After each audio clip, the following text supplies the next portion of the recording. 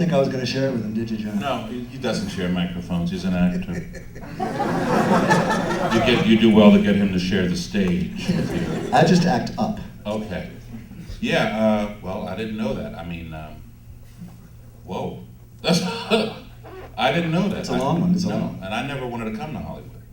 Yeah, it's very interesting. You know, James is originally from Atlanta. Hopefully these facts are right. Atlantic City, New Jersey. That's right. Right. Yeah. Joined the Navy. Yes. Well, there. Therein lies the tale. Right. Went into the Vietnam War. Yeah. Now, did you have any aspirations to sing or to act in those days? No. Just writing? I want to be a writer. I want to be like Richard Wright. I want to live on the left bank of Paris and write all this stuff and drink absinthe and be just, There's still time. The lost generation and just, be fabulous. That's what I want. I didn't think about this, but What happened?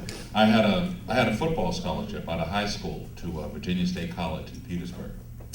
Now, it's a historically black college, and for all of you who've never been to a historically black college, I was 17 years old. I have never seen so many beautiful women in my life. It was Until tonight. like Baskin Robbins 31 flavors. Chocolate caramel crunch. Butter pecan. Peach Melba. I feel sorry for you white folks because you don't really understand. It was just, I lost my mind. I lost my mind.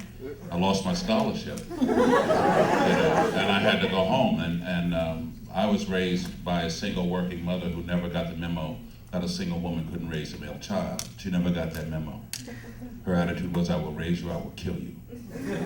Brought you in this world, take you out, make another one look just like you. Okay? So then and that was during Vietnam, so they were drafting for the Marines and the Army. Scared the shit out of me. So I had to do something because, if you weren't in school and you were 18, your number just shot right up to the top of the draft. So I had to join. So I went and I joined the Navy. I tried to get in the Air Force, but they wanted me to wait too long. And the Navy was right next door, so I joined the Navy. And I was there for 4 years. And to show you how brilliant I was at 18, they started 2-year enlistments 2 weeks after I was in boot camp. And I'd already signed up for 4 years. Okay. So that was a trip, but I'm glad I did. And then when I got out of the service, I decided to stay in California. And I stayed in San Diego, as a matter of fact. And I went to San Diego City College. It's in the 70s. Oh, God. No, never mind. Went to San Diego City College. And this was a pretty active period for the arts and for politics and everything. I mean, it was my hippie days. It was fabulous. Don't let nobody bullshit you. It was fabulous. Your mom and dad probably lied to you and told you they never smoked dope. That's a lie. I know it shocks you, but they had a good time too, or you wouldn't be here. Okay. So I was hanging out with my friends and writing poetry, and we used to do these performances. That's when art was to politicize the people, was to educate them, to politicize, to let you know what was going on. And my friends looked like the United Nations. It was a time when people were coming from all over the country and they just wanted to do new things and meet new people and see new stuff. Like my best friend in the Navy was Chinese and he lived in Silver Lake, his family did.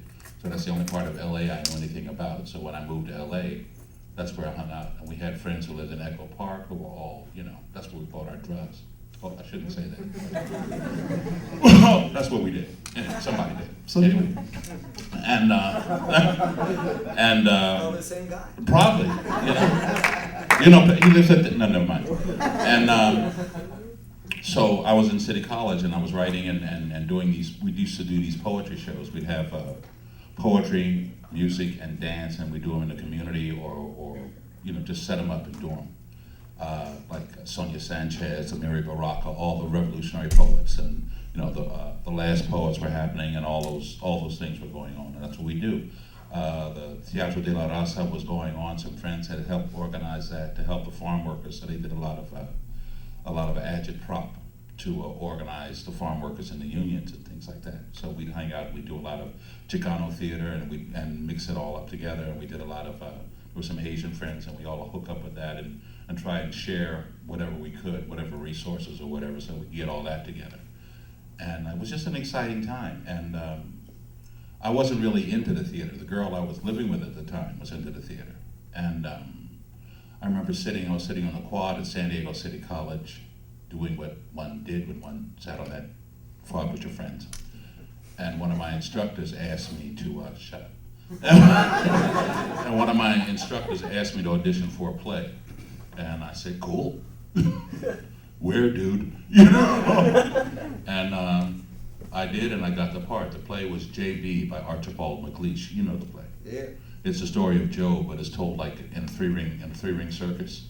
And God is played by this guy named Mr. Zuss, who sells peanuts and popcorn, and the devil is played by Mr. Nichols, who sells hot air balloons. And sometimes they switch roles, depending on where the show is.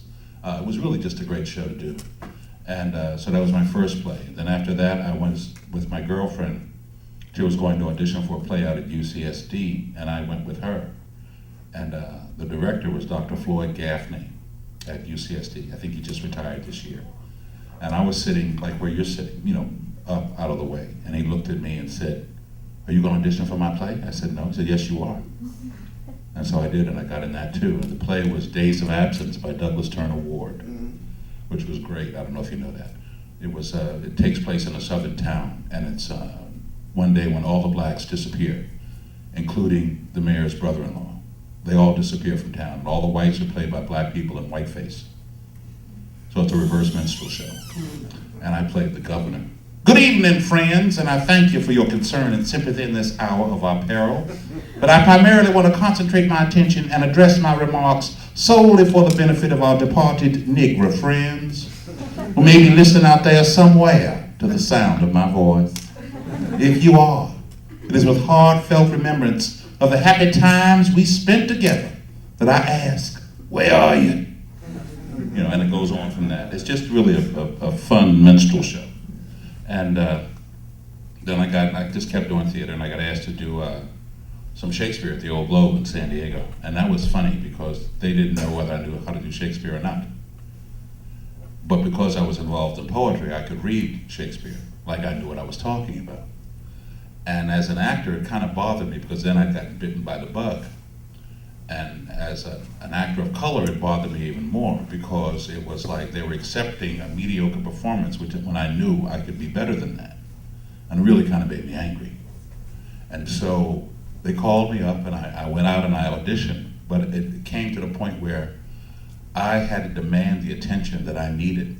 I had to be brutally honest with myself and say, I don't know what I'm doing. Now maybe it's right or you think it's right, but I don't know what I'm doing, and I know I could be better, and I'm not going to just accept this from you.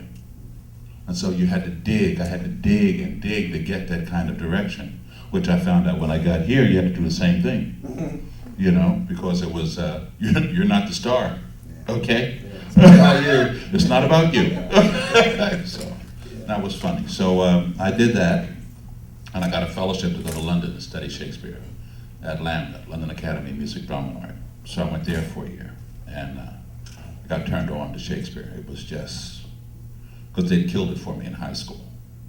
I just saw no reason in the world to do this crap. You know, what the hell is he talking about? You know, and as my person of color, I was like, what the heck, they ain't talking about me. I mean, after Aaron, the Moor, and Othello, I'm done. You know, what the hell else is this? But then I got into it. I got into the language, because the reality is the language we speak is English. Now, as an African American, we're bicultural and we're bilingual. We can slip into either way. I mean, I can speak and attack all my consonants and vowels and be perfectly understood, but at the same time, I can slip back and kick your mother. No.